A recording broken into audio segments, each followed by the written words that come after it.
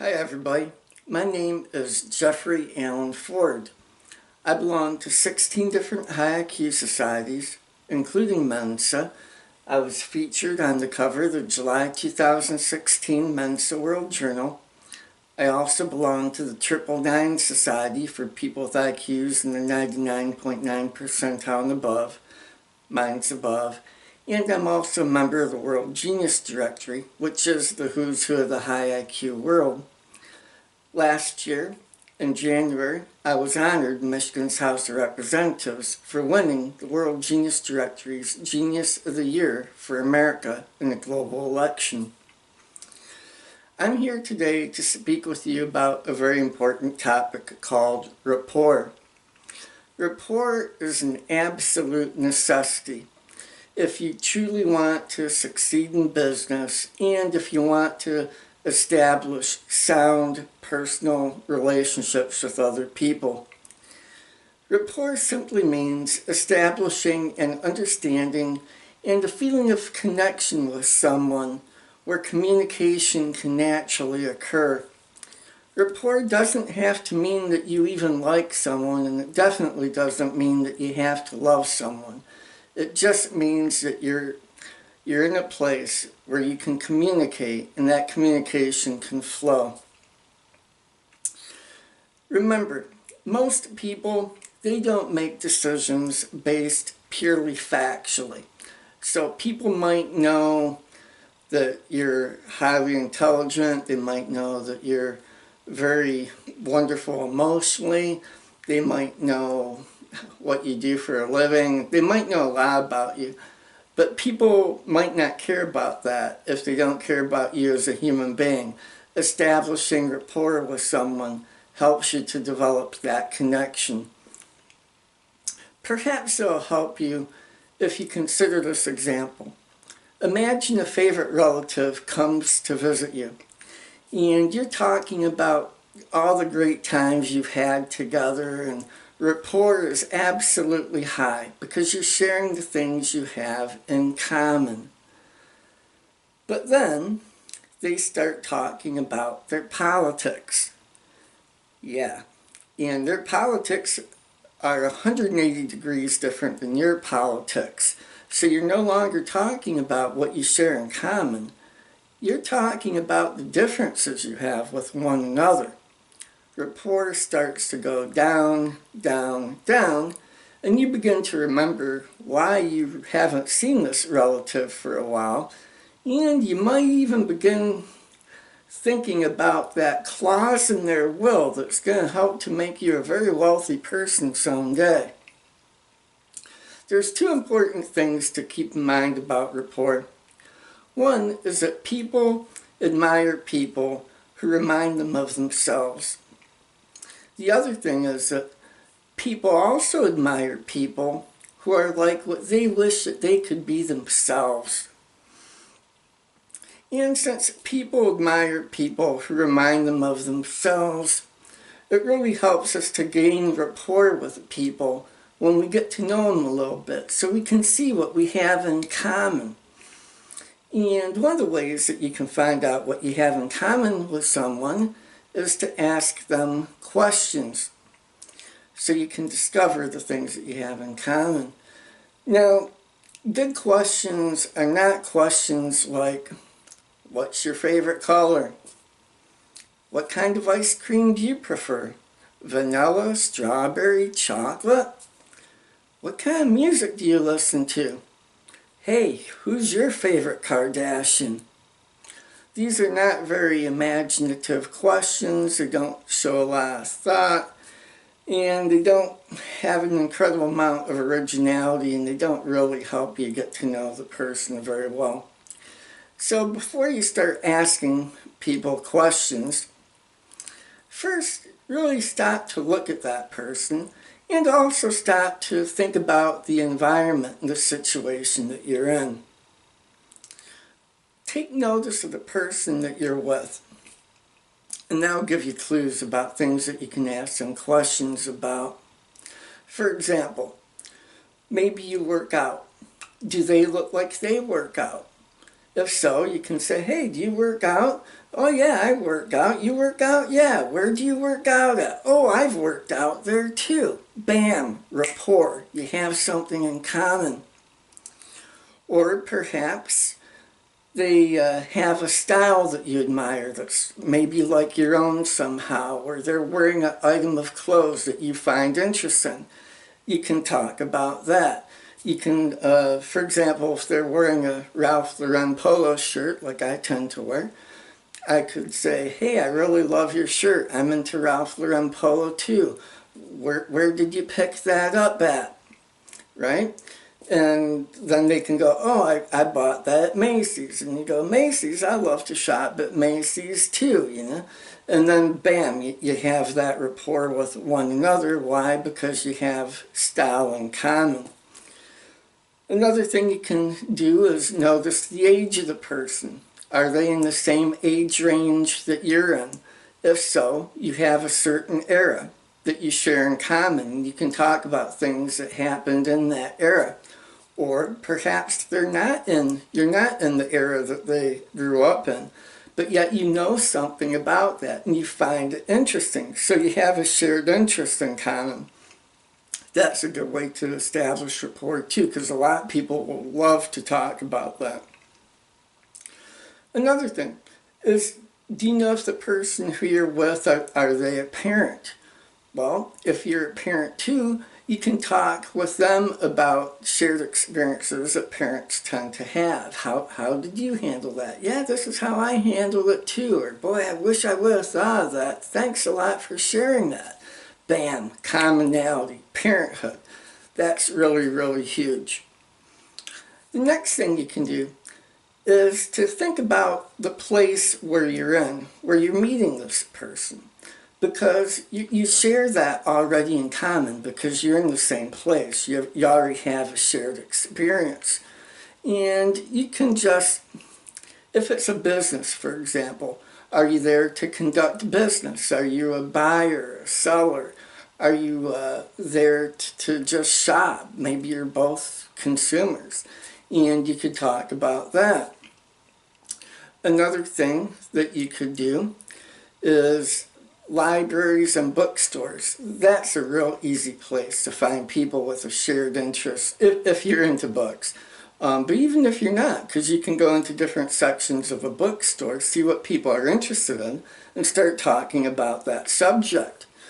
I've done that a number of times, just even in a grocery store checkout line to see someone with a magazine.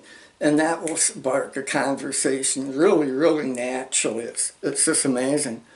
Another thing you could do is if you belong to a church, you can go to a church and you can meet people there. You can network both professionally and personally in churches because you know the belief systems. Maybe you had shared experiences with that faith while you're growing up. And that also can give you things in common and help you to develop rapport. Now, once you discover that you have something in common and that rapports are beginning to flow, what you want to do is you want to keep the rapport flowing. So there's a few things that you don't want to do if you want to keep rapport flowing. One, do not be a contrarian. You know those people who, no matter what you say, they're going to argue with you no matter what? That breaks rapport because when you have rapport with someone, you talk about what you have in common. You don't talk about the differences. And so you want to find agreement, not things that you disagree on. So really watch that. Don't be a contrarian if you don't need to be. Another thing. Don't be a one-upper. Nobody likes a one-upper. Sometimes when people are trying to really impress someone with how much they know or how much they're into a subject, they'll make that mistake. Let's say you climb Mount Everest, right? And it's one of the proudest moments of your life. And you meet someone and they climb Mount Everest too, and you tell them about your climb and, oh, well, I did that too. I did that in half the time. Yeah, they're kind of dumping all over your accomplishment. Doesn't feel too good. And then you talk about the gear that you had. Oh yeah, we had much better gear than that, blah, blah, blah, blah, blah. And it can almost feel adversarial after a while. And that's not a good way to have rapport. Another way that you can establish and really build on rapport is to match keywords and phrases that people use. For example, let's say you sell cars, and someone comes to your car lot, and they say to you, I have to have the absolute best car on the lot. You don't want to say, hey, I have a great car over here, let me show you. Why? Because they don't just want a great car, they want to have the absolute best car on the lot. So what you say to them is, hey, I know the car for you. This is the absolute best car on the lot. Let me walk you right over here. They feel that you've heard them and they want the best and they know they're going to get it from you. Wham, rapport, connection. Another thing you can do is to match their rate of speech. If they ponder and if they talk slow with you, well, what you do is you also ponder what they say and you talk slowly back with them. They'll know that you're both thinkers and you both share things in common, and it will build rapport because they'll feel like they're with someone who's like themselves. Now, let's say you're with someone who talks really fast. They have things to do. They don't want to waste time. You talk really fast to them because you have things to do too, and you don't want to waste time. And they're on their game. You're on your game. Bam! Rapport. Rapport. Another thing you can do is to match someone's tonality. Maybe they're serious and they speak in a lower voice. Well, you speak in a lower register, in a lower voice with them too. Or maybe they're really excited, really keyed up, and did you see the game? Wow, what a game! Right? And so when you talk to them about that game. Hey, what about that final shot of the game? Can you believe that? Oh yeah, right? Rapport. Because what are you doing? You're matching their tone of voice, their rate of speech, their keywords. These things are powerful instruments to use with people. Another thing you can do is to match body movements that people use. For example, some people, when they talk to you, they really want to make a point. And so when you're talking with them, you can really make some powerful points yourself. They feel understood. Now, here's another thing. Someone might say, I'm so angry, right? You don't have to do like bam, bam, quite that exaggeratedly. You can just say, man, I understand why you're so angry, right? That little movement right there can just create such a feeling of oneness with someone because you're not just repeating what they're saying, you're demonstrating physically that you're like them. And it really helps to build rapport. Besides hand gestures, another thing you can do, when people are sitting down talking to each other or even standing up, a lot of times when they get really excited, they'll lean into a conversation because they're getting really excited, really keyed up. Or maybe they'll just kind of stand back a little bit too. So when they lean in, you lean in. When they lean back, you lean back too. And you're showing that you have things in common. And you'll notice that people do this naturally. Go out people watching, go to a mall, go to a restaurant, and watch people. And you'll see who's in rapport and who's not. And they're not, plotting this out. This is just something people naturally do. So when you do this with people, don't worry about being found out, because people, they're so into what they're going to say next. They're not really paying as much attention to you as what you wish that they are. So keep that in mind. Another thing, what do people do with their eyes? If people, for example, man, their eyes are really wide and they're excited, well, when you talk with them, guess what? You open your eyes, you're really excited too. And let's say people smile really big, oh, I'm so happy to see you. When you see them, you go, oh, it's so great to see you too. Or perhaps they're dour, very serious, and you do that with your facial expression, and you don't smile either, and you're just like them. It doesn't create a negative relationship at all. It creates a feeling of commonality, of oneness, and rapport. Another thing you can do is use leg positions too. Some people will cross their legs, some people will just sit more naturally. If they cross their legs, you cross your legs. They sit more naturally, you sit more naturally. Just do that mirroring, and it will really help you to have that rapport and that communication skill. Another thing, remember how I said that people really do admire people who remind them of what they themselves wish that they could be like. If you're a successful business person, for example, and someone comes to meet with you, and let's say they're not as successful as what you are, but you know that they wish that they were, don't try to match them by lowering who you are to that level to pretend like, yeah, I'm right where you are in life. You're not.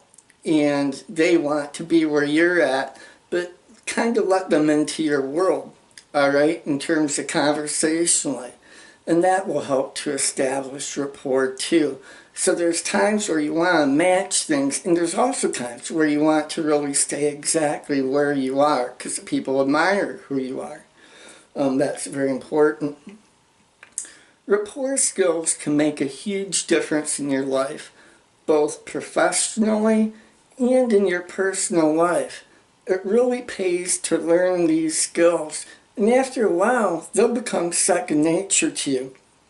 And you'll really be thankful that you worked on these skills, because when the time comes to use them, you'll want to have them down pat. My name is Jeffery Ford. I thank you for watching this video on Rapport.